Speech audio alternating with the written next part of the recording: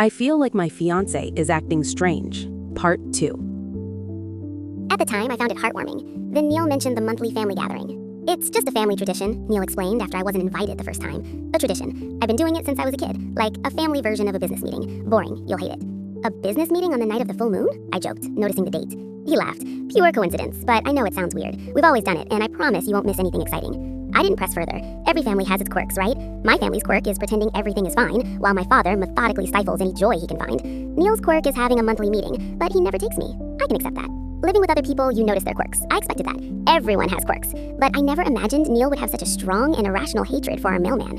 His name was Eric. A nice guy, probably in his 50s, always cheerful despite his early hours. He whistled while delivering mail, and I sometimes heard him talking to the neighbors about football or the weather. Neil hated him. I first noticed this about 3 weeks after I moved in. I was making coffee when I heard Eric whistling outside, followed by the clatter of mail in the mailbox. Neil, who had been watching the news on his tablet, suddenly froze. "What's wrong?" I asked.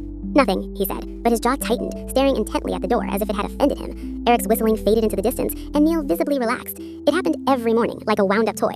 As soon as Eric arrived, Neil would tense up, his hands gripping whatever he was holding tightly. Sometimes he would go to the window, watch Eric leave, and wear an expression I couldn't quite decipher. Was it annoying, angry, or something else? "Did Eric do something to you?" I finally couldn't help but ask him after a week. "What? No, why? You seem really bothered by him." "I don't care about him," Neil blurted out, his tone too urgent. "I just don't like strangers knocking on the door, that's all." "He's the mailman, he's not a stranger." "He's not family," Neil said, his tone sharper than I'd ever heard before. "I just don't trust people who aren't family." I didn't press further, but I couldn't help but watch. Sometimes before Eric even arrived, I'd see Neil standing by the window, as if he could sense Eric's coming. Another time, I swear I heard Eric growl under his breath when he rang the doorbell to deliver a package. Another thing is, Neil has always been very affectionate. That's one of the reasons I like him. He'd hold my hand on walks, kiss my forehead as he passed me in the kitchen, pull me closer when we watched TV on the sofa. But since I moved in, that feeling has intensified. Before we dated, he always wanted to touch me. Not sexually, well, not entirely sexually, just touch. His hand on my back when I was cooking, his arm around my waist when we were queuing at Tesco, his fingers gently ran through my hair when I was reading on my laptop at the kitchen table. "Neil, I need to concentrate," I'd say, and he'd let out a little disappointed sound, but eventually leave. "I'm sorry," he would say. "I just missed you." One night, I woke up to find him buried in my hair. I turned over and he hugged me tighter. "Neil? Are you all right?" "I'm fine," he whispered in my hair. "You smell so good."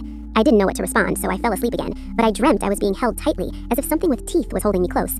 Up to this point, I could still consider it a quirk, but then one Friday night, 3 months after I moved in, Neil had a work event, a team-building activity at a bar in Shoreditch. He asked if I wanted to go, but I was tired, and I had to get up early the next day for the bookstore job I got, so I stayed home. I went to bed around 11, read for a while, and then fell asleep. Subscribe for the next part.